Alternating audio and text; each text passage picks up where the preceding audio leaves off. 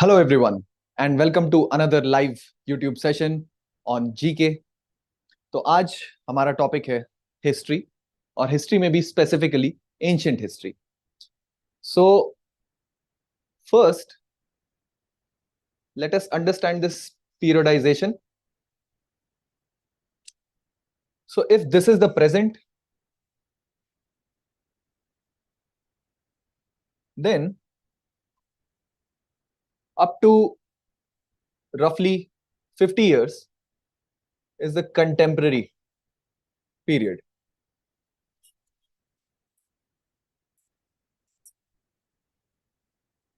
और इसी को बोला जाता है post modern. Then is the modern history, modern period. This modern period is defined by certain features like the concept of liberty,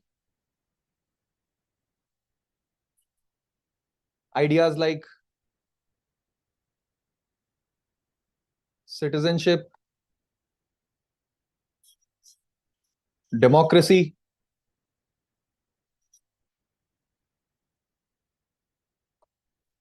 humanism,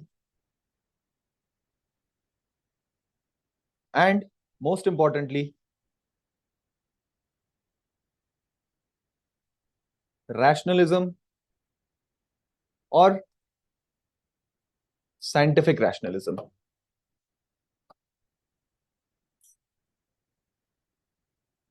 अगर आपको पुरानी क्लासेस की कुछ बातें याद हैं तो this specifically scientific rationalism and humanism are the products of Renaissance,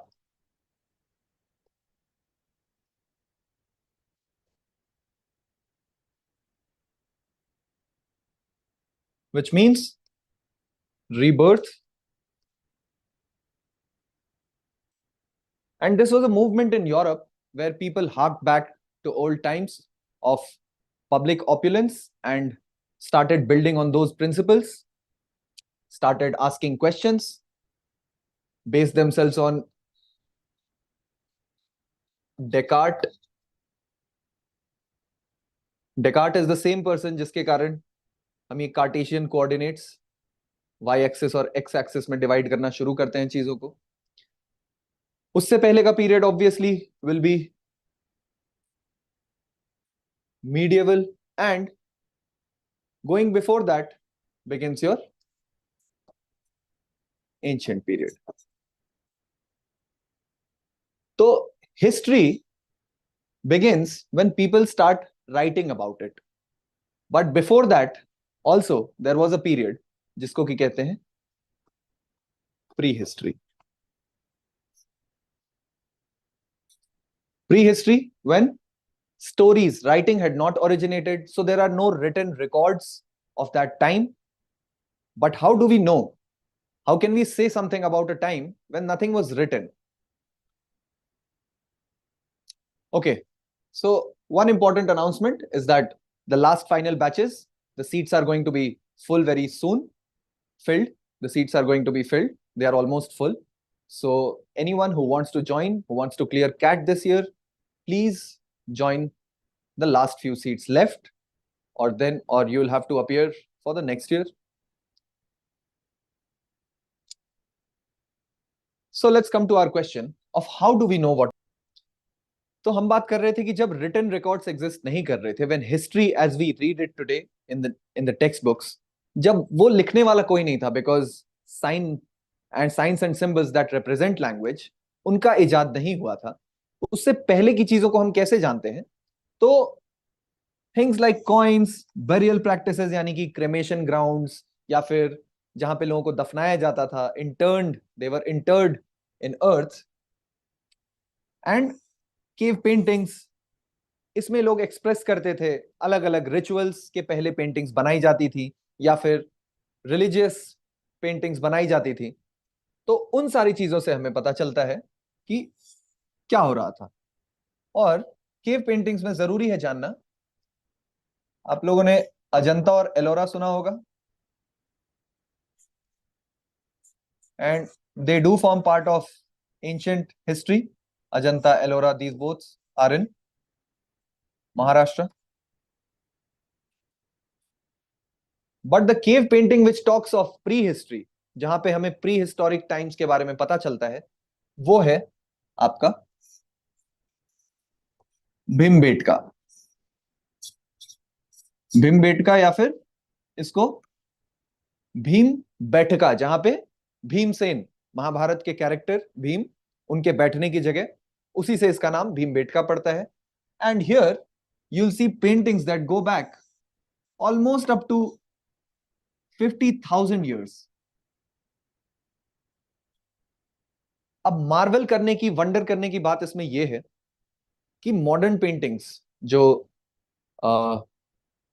जैसे कि मोनालिसा की पेंटिंग है, वो ऑलरेडी खराब होना शुरू हो चुकी है, उस पे वार्निश की इतनी लेयर्स चढ़ाई जा चुकी हैं that it is already beginning to show cracks. But imagine 50,000 years ago बना हुआ कोई पेंटिंग जो कि आज तक सरवाइव कर रहा है, because they were made of natural colours, natural dyes. So this itself is something to marvel, something to wonder. और यहां पे हमें यह भी पता चलता है कि caves were the first temples of mankind. It was in caves that people expressed their spiritual angst, their feelings before going for any big hunt, during rites of passage. जब एक child was attaining, or an adolescent boy was attaining adulthood, was becoming a full member of the tribe. So before that, there were mainly these paintings made. लोगों की eating practices, jewelry, and other such things were also found out from their dwelling sites. From their dwelling sites. Charred grains मिलने से कई बार पता चलता है कि what was the kind of food people were consuming. So this tells us how we get to know about history और prehistory. Prehistoric चीजों के बारे में हम कैसे जानते हैं? इन सारे फैक्टर्स के थ्रू हम पता लगा पा रहे होते हैं। अब before starting with India's first civilisation, some more things that you need to know is that initially we were living in what is known as Stone Age. Stone Age, you can make a comparison with today, and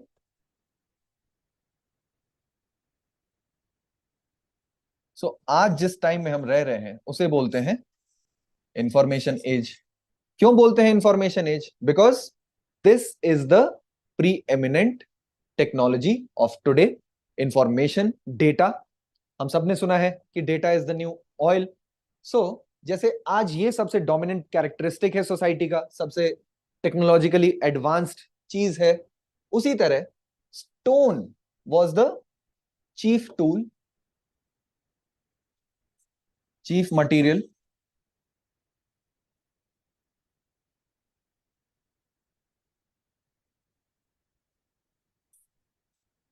for making tools, weapons, etc. किस तरह के tools? So tools like the burin,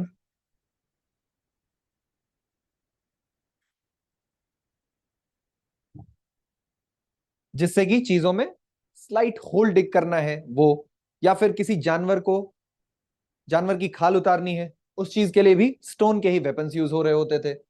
spheres, access, ये सारी चीजें बनाने के लिए भी स्टोन को ही शार्पन कर रहे होते थे।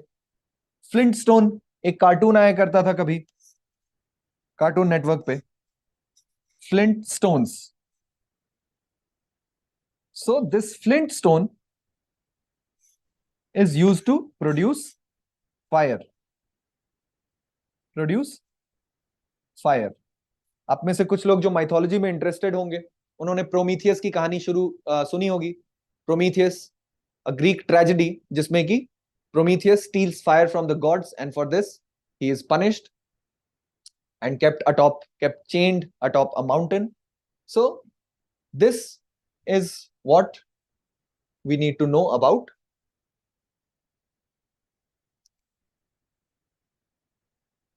prehistory, and man at that point of time was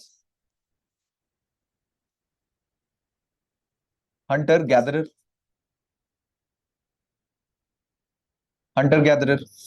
That means humans were not settled at a particular place. कहीं जाकर के एक जगह पे नहीं रह रहे थे. They had to keep moving according to the resources they were foraging for. जहां अगर कहीं फ्रूटिंग सीजन है, वहां पे फ्रूट्स ओवर हो गए तो उससे आगे बढ़ना. जहां पे जानवर अगर नहीं मौजूद हैं तो they had to hunt, they had to look for greener pastures, new places where they could find animals, where they could find roots, fruits and such other things that could sustain life. तो इस hunting gathering phase यानी कि Palaeolithic as से जब हम आगे बढ़ते हैं तो मीजोलिथिक एज में आते हैं. Paleo means old, lithos lithic means stone. So old stone age, mesolithic, some improvement in technology, stone technology, micro tools will start being manufactured, then animals will be domesticated, and then we'll come to Neolithic age. Neolithic age, that means somewhat agriculture will start. The practice of settlement will begin around this time, that is around 7000 or 8000 BCE. अब ये BCE क्या है? BCE stands for Before Common Era. कुछ decades पहले तक use किया जाता था BC, which stood for Before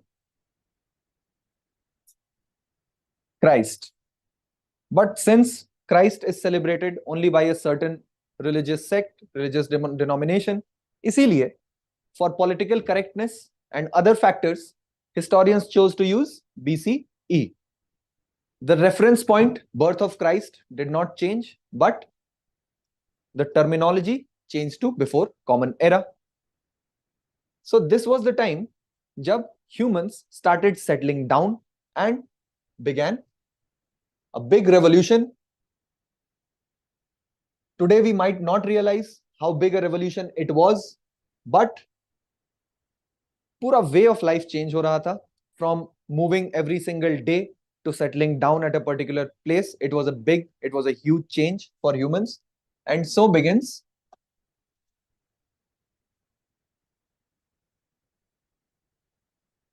agricultural revolution. When does anything become revolutionary? It becomes a revolution when it is adopted by a large number of people, when masses are using it. So you can see that we cannot pinpoint a particular date, but we are saying that it started somewhere from 8000 to 7000 BC. Could have been longer. We cannot actually go and look at the things as they were happening in ancient prehistoric times. But through this technique known as carbon dating,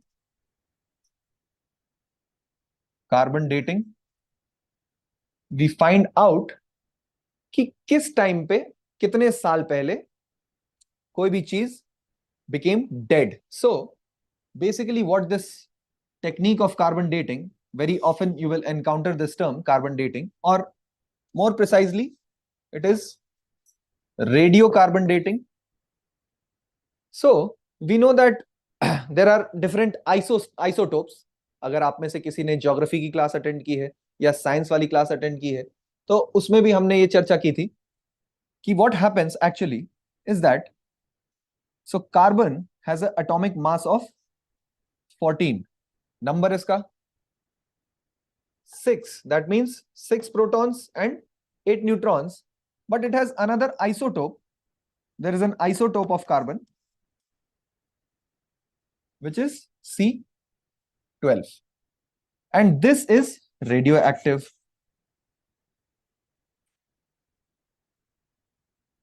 अब अगर कोई चीज radio active है, इसका मतलब है कि it decays by emitting alpha particles, beta particles. तो ये अल्फा और बीटा पार्टिकल्स एमिट करने का मतलब है कि over a certain period of time its mass will reduce to half because it is giving out its mass in terms of alpha and beta particles. So this has a particular half life, and as long as anything is alive, it is exchanging carbon from its environment, and therefore it will balance out. What it will lose, it will gain from the environment. But when it dies, when any object, a tree, a human, they die, they stop exchanging, they stop gaining this C12 from the environment, and therefore its half-life can be measured, and it can be said that at what period of time, at what point of time, roughly, with an error margin of hundreds or centuries, it can be said that at what time period any carbon-based life form existed. So that is the basis of finding out about historical things. So now let us come to the very famous, very ancient Indus Valley civilization.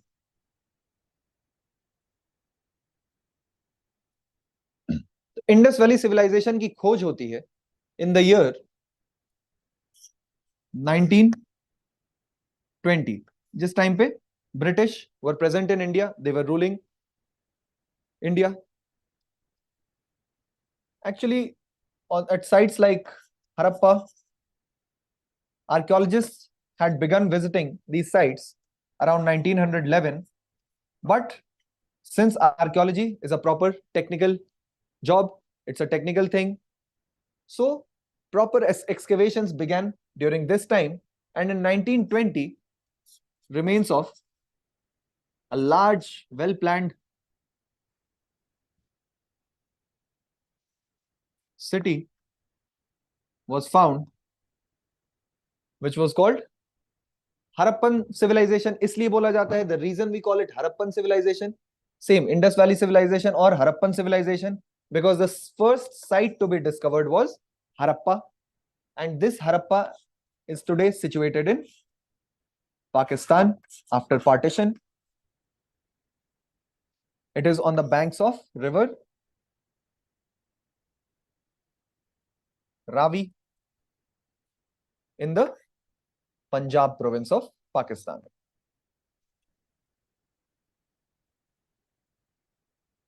Punjab province of Pakistan.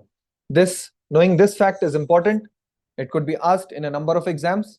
So, despite it being called Indus Valley civilization, it is not. Harappa, the first site to be discovered, is not situated on the banks of river Indus. Rather, it is situated on the banks of river Ravi. But Indus Valley, Indus is the primary. Ravi is actually a tributary of Indus. Therefore, it is okay to call this Indus Valley civilization. Some historians also prefer to call it Indus Saraswati civilization or Saraswati Hakra civilization. But these are things about political correctness, and the name that we currently should know is Indus Valley civilization. Now, proto-history. Proto-history means the time period before writing, before history was written as a record. It was written down in a language, and the first site, the oldest site where it was taking shape, where Indus Valley civilization was beginning to form, is Mehergarh. It is again in Pakistan, and somewhere around the 4th millennium BC, settlement began at this site. The extent of Indus Valley civilization is 1500 miles from north to south. The northernmost outpost is Shortugai. This is the northernmost outpost. Outpost means this might not have been a settlement of Indus Valley civilization, but only a trading gateway, a trading city, a small settlement where trade and commerce was happening. Then In the south, it extends up to Daimabad in Maharashtra. So you can imagine from Afghanistan to Maharashtra. It is a huge extent, comparable to or even much bigger than many of the European countries of today. And therefore, it is a thing of marvel that 4,000 years ago before Christ, आज से देखा जाए तो at least 6,000 years ago, such a thing was going on. Its east-west extent was Sutkagandor on the Makaran coast. This again is in Pakistan. If you go further west from Gujarat, we will reach this place, Sutkagandor. And in the east, it extends up to Alamgirpur in Uttar Pradesh. So still, again, you can see the extent is quite large. Now, what are the features that make historians, archaeologists marvel about this city? They are city planning. 6,000 years ago, city planning existed. This is something to marvel. And they were expert hydrologists. Further wonderful fact is that they knew how to control water channels. They had proper drainage system. They were very particular about hygiene, drainage channels, and city planning. How can we say that there was city planning? Because roads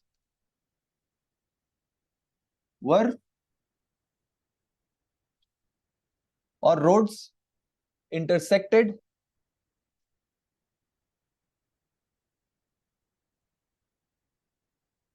at right angles.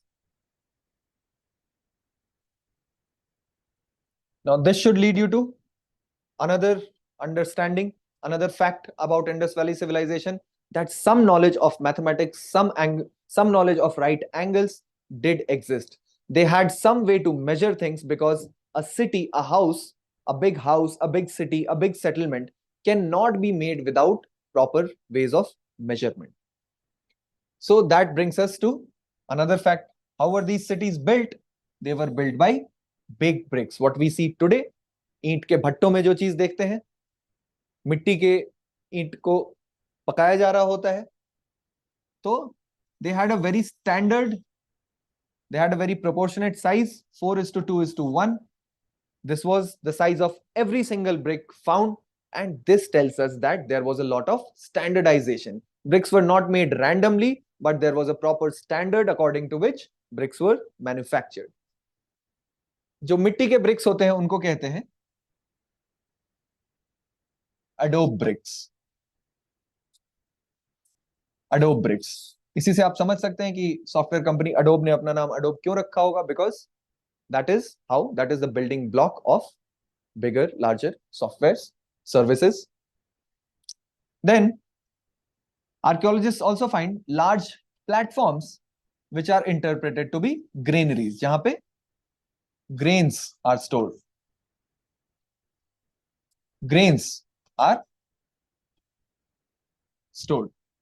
अब grains की storage क्यों important है? क्योंकि जब तक surplus grain production नहीं होगा, so people will not be free from the daily practice of foraging for food, and once they are free from this practice, there can be services. कुछ लोग food growing के अलावा बाकी काम जैसे कि मेटल वर्क्स या फिर city planning, building construction and other such things specialize. This will lead to specialization.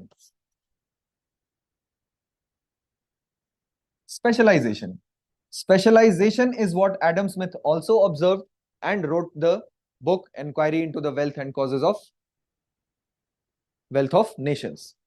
So if this was not possible, if this had not been possible, or any time in society, if specialization does not happen, it cannot reach beyond just its basic needs of food. So large granaries tell us that there was specialization of jobs, there was specialization. And then we find various sculptures. We'll see in next slides. Sculptures like stone Nataraj or dancing girl, इस तरह की चीजें भी देखने को मिलती हैं. This tells us that arts and craft existed on a large scale.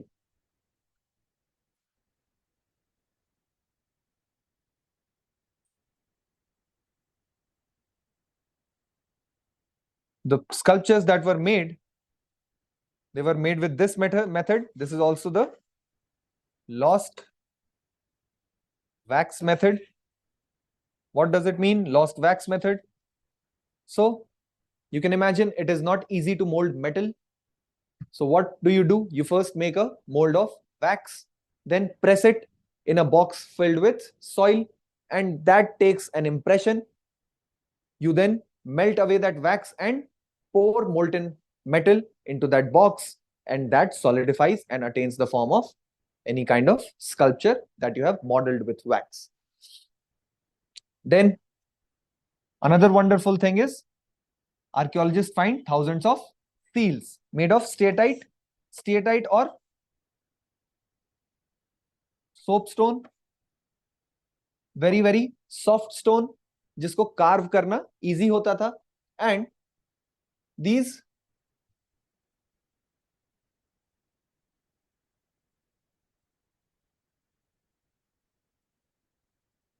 seals depicted animals like rhinos, जिसको कि कई बार यूनिकॉर्न में इंटरप्रेट किया जाता है because of its one horn and profile में ड्रॉ किया जाता था. Therefore, it has been interpreted to be a unicorn as well. Then you had the cow, buffalo, tiger, and such other animal. But one animal which is conspicuous with its absence is the horse. This horse was not present. You must know this. And why the absence of horse becomes important is because they were not the same people who brought the Vedas. They were not Aryans. They were not the Aryan people, the Vedic, the Sanskrit speaking people, the Sanskrit speaking folk. So Aryans were all about horses. They were pastoralists. We'll see it later. But horse was absent from this. And that tells us that there was some kind of migration from somewhere else. But Aryans were not the people who were originally inhabiting this land. So then, therefore, absence of horse becomes important. Another very important feature was that citadel and lower town. Citadel was the fortified part where administrators, priests, and it is imagined, it is thought so. We cannot confirm, but definitely if there is a division, the division should be based on some kind of difference. And this difference, because it was a smaller part, more fortified, so it could have been the dwelling place of administrative people, priests, and such other important people of society. And also because it was smaller, could have been the place of worship, but we have no such clue till now which says that they followed any kind of religion. Indus Valley people did not, or did they not follow any kind of religion is unknown. Then presence of in-house toilets. This was a very major feature. In-house toilet was a big thing. Other civilizations till very late, even places like London did not have, London as we know today, they were not so civilized as to have toilets inside their houses. And this discovery, therefore the discovery of Indus Valley civilization becomes very important to provide India with a sort of ideological civilizational hegemony, which told Europeans that it was not their burden, it was not the white man's burden to civilize the rest of the world.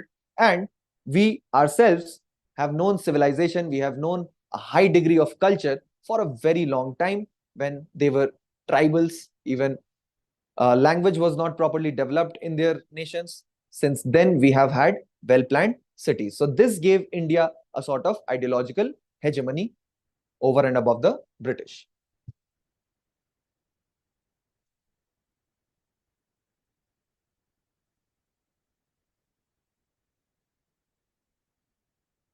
So next, we'll see, as I told you, Harappa is on the banks of river Ravi, situated in Pakistan.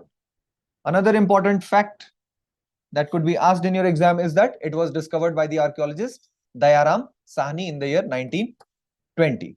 Mohenjo-daro or Mohenjo-daro means literally mound of the dead. Mound of the dead. Tectonic activities, floods at times throw up what is buried underground, and people might have discovered that lot of dead bodies or remains kept coming up. So it was called Mohenjo-daro in time. We don't know if this was the name of the place during Indus Valley civilization times. People might have called it something else. This is the contemporary name of this village, but this was the largest site. Largest site of Indus Valley civilization, approximately 450 hectares, which tells us that there must have been a population of around 25 to 30,000 people, which is a huge number. This lies in the Sindh province of Pakistan, and this is on the banks of Indus River. So this might even have been the capital, of Indus Valley civilization. And this was discovered by Rakhaldas Banerjee in the year 1922, only 2 years after the first site was discovered. Artifacts found in Harappa. Unicorn seal that I told you about might have been the rhinoceros. Mother goddess or the cult of mother goddess will be found at every place where there has been agriculture. Because the process of agriculture is very similar to what the production or process of fertility in humans occupies. Therefore, the cult of mother goddess or nature being bountiful, nature giving you food and its other bounties will be prevalent in all the cultures which are following agriculture. And the word culture itself, must know, the word culture itself comes from cult, and cult means turning off the soil. Turning off soil. In order to carry out agriculture, you need to aerate the soil, and therefore you plow the soil there, and that is the beginning of culture. So culture will begin to take shape, it will begin to grow only when people settle down at a place. They have certain practices, certain customs, certain rituals, and based on cycles, some festivals. So that is what makes culture. Now the artifacts found in these places becomes important. It can be asked certain times. Miniature bronze statuette of dancing girl. Dancing girl,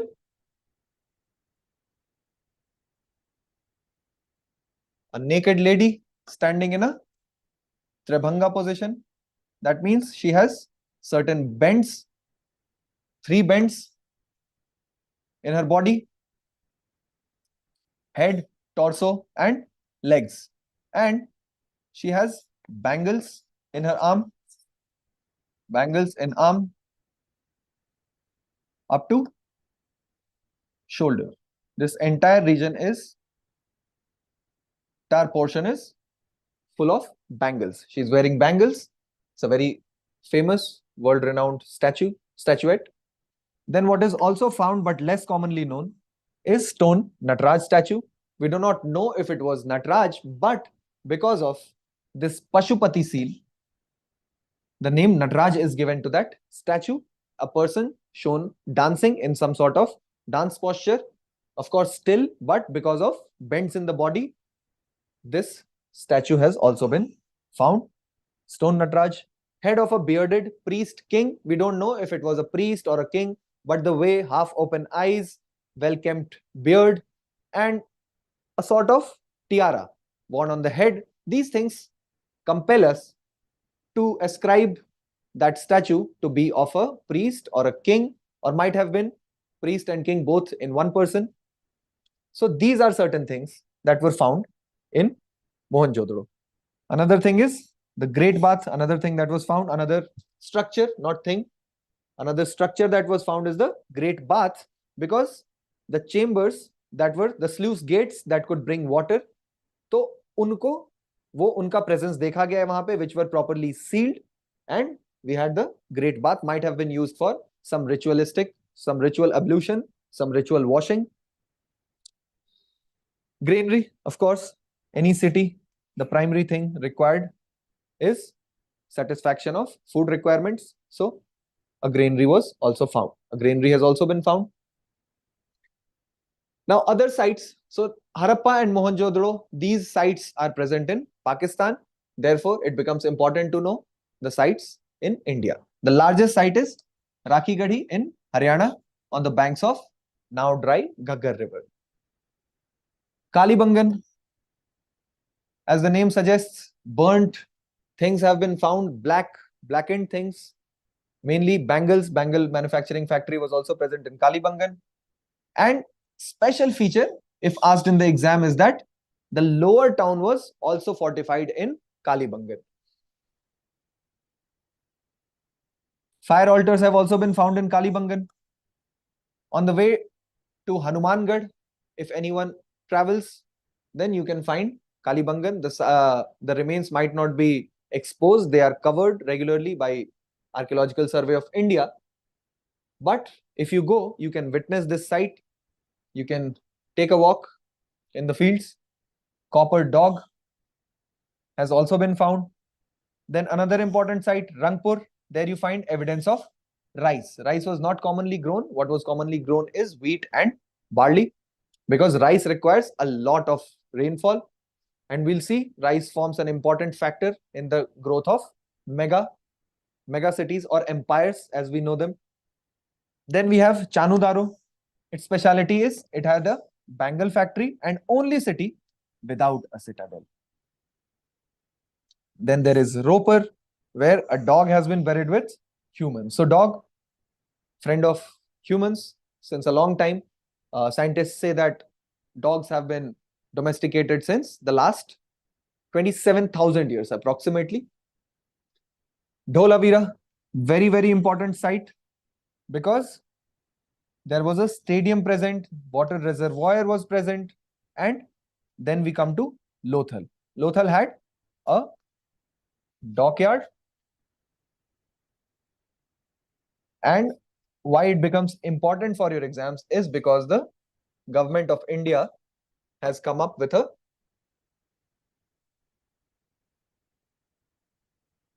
maritime heritage museum in Lothal. So the oldest place in India where we can see evidence of ship transportation ship transportation is in Lothal. Therefore, it makes sense that the government starts a maritime heritage museum in order to showcase how far back we go in terms of building boats and sea voyage. So if it is asked where the maritime heritage museum is being built, you can easily choose this option, Lothal, because a dockyard has been found. This dockyard itself was made of bricks. It could be emptied. The water could be emptied during low tide, and during high tide, water could be captured. Ships could easily enter this place. This also tells us that Indus Valley civilization people were trading with outside world. And how do we know this? Because this name Meluha was the name of Indus Valley civilization sites, a collective term used in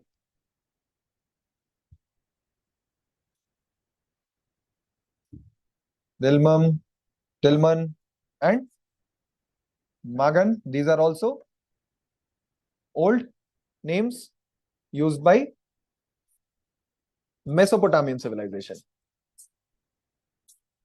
Mesopotamian civilization,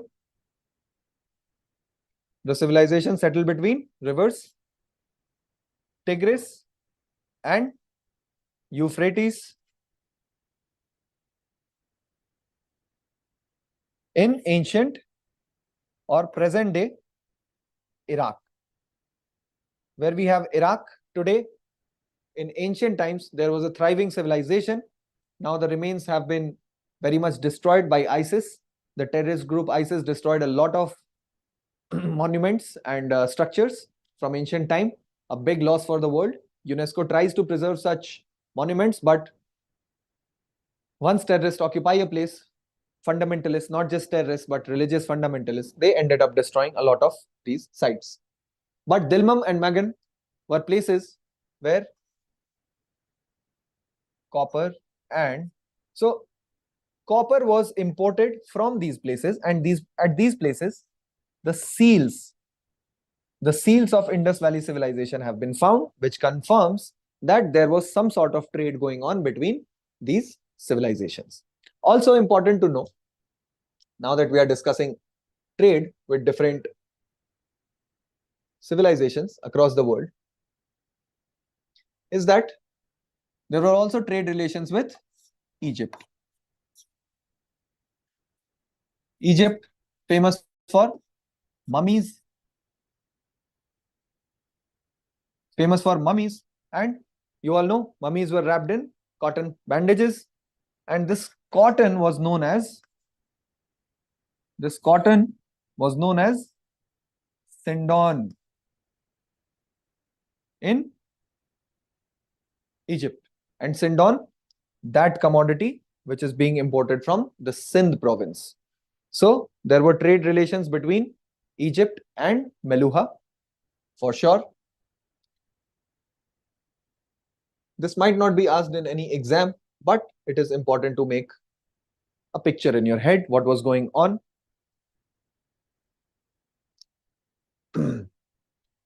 So before we move to the literature part, what happened was that Indus Valley civilization, somewhere around 1800 to 2000 BC, as the archaeologists inform us today, it lost its vitality. The cities were degraded and destroyed, and standardization was lost.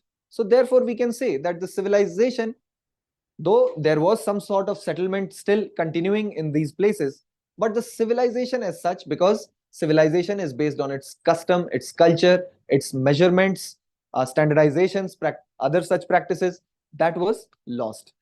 And one of the reasons ascribed is Aryan migration, or what was said earlier was Aryan invasion, because Indra is referred to as Purandar. Indra ko kai baar Purandar bhi bola jata hai, destroyer of forts. And these, as you know, these settlements were fortified, citadels were fortified.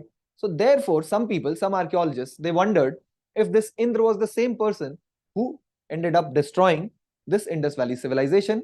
Indra, not the god, but any warrior could have been referred to Indra, because when you perform tasks equivalent to God, you are given the epithet of God. So around this time period, the vitality, Indus Valley civilization sites started losing vitality, standardization. The bricks that are found on layers above, they were not standard, they were just random bricks, and that too stolen from somewhere.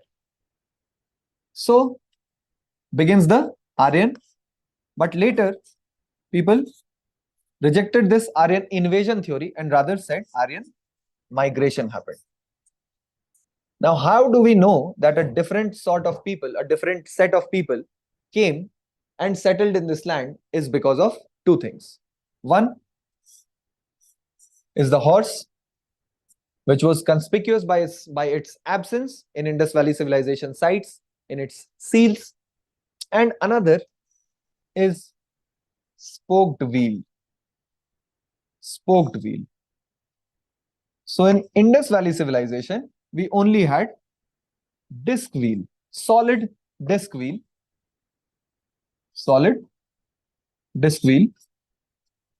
because only in the toys, in other terracotta artifacts that have been found, only solid disc has been represented. But the speciality of Indus Valley civilization, or how we can say that they are not the same people, some sort of migration happened, is because of horse-drawn chariots and use of spoked wheel. Now, why it is important? If anyone watches F1 races, then you would have noticed that the athletes, the drivers, they need to maintain very precise weight in their body, because every inch, every gram of weight makes you lose more fuel and takes time to complete laps. So swiftness in chariots is very important, and Aryans were very well known for their swift chariots. In many of the Vedic hymns that we see, they ask for swift. They ask the gods, they entreat the gods for swift chariots and fast horses. So they were obsessed with horses because that is what gave them power over other civilizations wherever they invaded. And these people were pastoralists. For a very long time, the Aryans were pastoralists. Pastoralist ka matlab, they were not settled agriculturalists, but they were pastoralists. Pastoralists are people who look for pastures, who look for pastures for their cattle. That means cattle rearing people. Many of the words, their wealth, their real wealth, they considered to be cows, buffaloes, horses. Such animals were their true wealth, and they kept moving from one place to another. How do we know? We know it by the meaning of the word gram. Today, what we know as a village or gram, gaon, in early Vedic times, this word meant a train of, not the literal train. Train means a long chain of vehicles, a train of carts. A train of carts. That is what was understood by the word gram. But now imagine, whenever such a train, such a caravan will settle down, then they will settle down in a circular fashion so that animals or other people cannot come in and rob them, loot them, such things.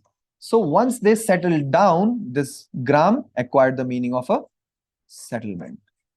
Settlement, or a, as we know today, hamlets, small villages, small settlements.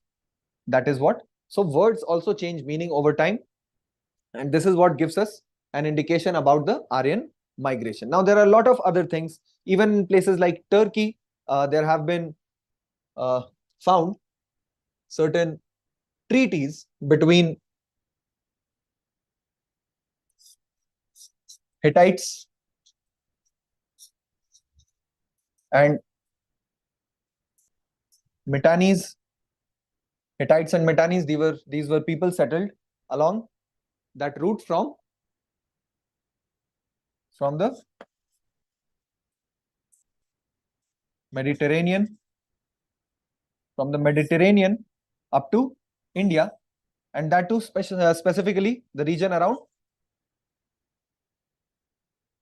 Ukrainian steppes or grasslands. Why do we say they come from Ukrainian steppes or grasslands? There are many factors, but one which you can easily surmise is that horses are not naturally found in India. Horses need grasslands. Horses are usually found in grasslands. And so, as it is said, and also because such markers, such archaeological evidences are found, so between these two groups, there was a treaty where Indra, Varun, Mitra, इन gods को साक्षी मानना है, इन gods को के presence में वो treaty हुई है, ऐसा लिखा हुआ है. So that is why we say that certain kind of migration must have occurred. And another interesting thing to know is that the culture that we know today as Hinduism is a syncretic culture. It formed out of the intermingling of these two because of what we just saw, the Pashupati seal.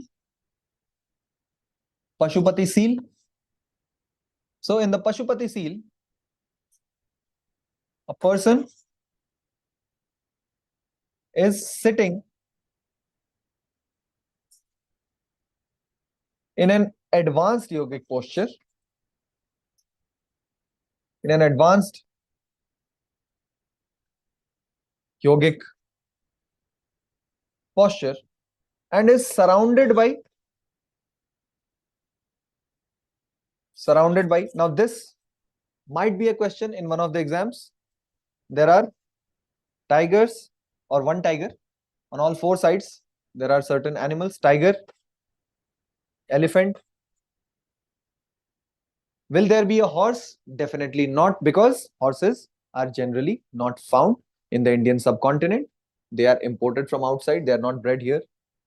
Tiger, elephant, rhino, and buffalo.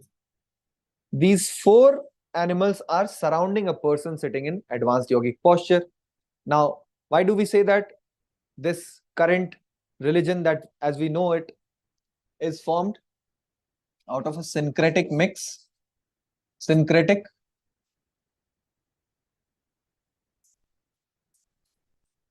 का मतलब दो तीन जगहों से, अलग अलग sources से जिसके फीचर्स लिए हुए हों. Syncretic personality, syncretic culture, syncretic religion, syncretic language. तो सिंक्रेटिक इसलिए क्योंकि वेदों में the God which is mentioned is Rudra, but they do not have the concept of Pashupati or Shiv. And here, as we see, there is a Pashupati. And also, it was in Indus Valley civilization that we find concepts of mother goddess as well as palace worship.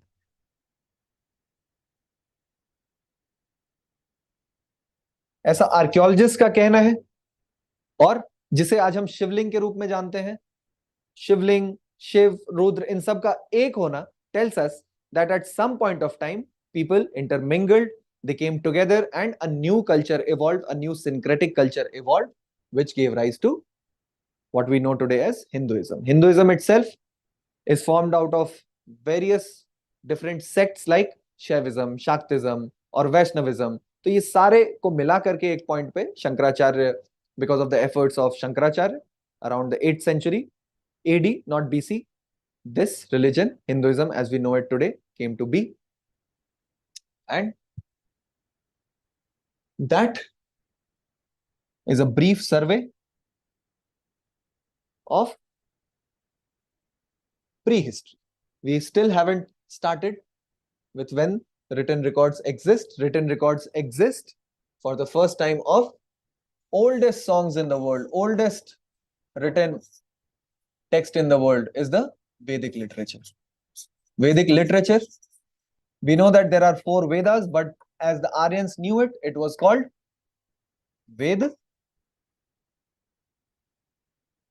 Trayi. There were only 3 Vedas. The 4th, or the Atharva Ved, was formed after the migration happened, after sitting down together, after intermingling. तब जाकर के अथर्ववेद लिखा जाता है.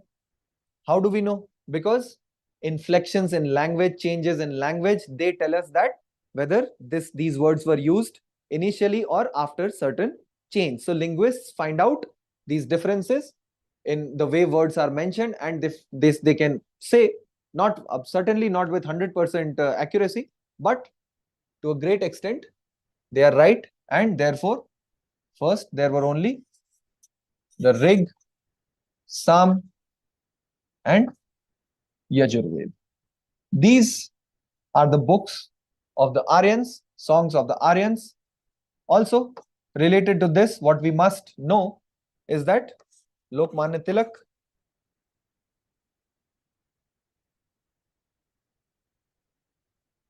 made some calculations, astrological calculations, regarding the position of stars and the way the day was described. So in geography class, we saw that North Pole and South Pole, they have 6-month long day and 6-month long night. तो इसी तरह की चीजों का description पढ़ के Lokmanya Tilak wrote a book called The Arctic Home in the The Arctic home in the Vedas. So the author of this book is none other than Lokmanya Tilak or Bal Gangadhar Tilak.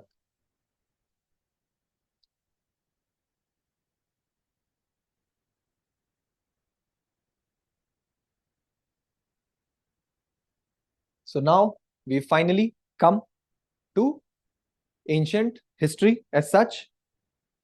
And in the next class, we'll begin with Vedic or Rigvedic civilization, which starts around 1000 BCE. Around this time. Could have been 1200 BCE. But as accepted today by historians or archaeologists, they say that around 1000 to 1200 BCE, because this is taken to be the date of Mahabharat war.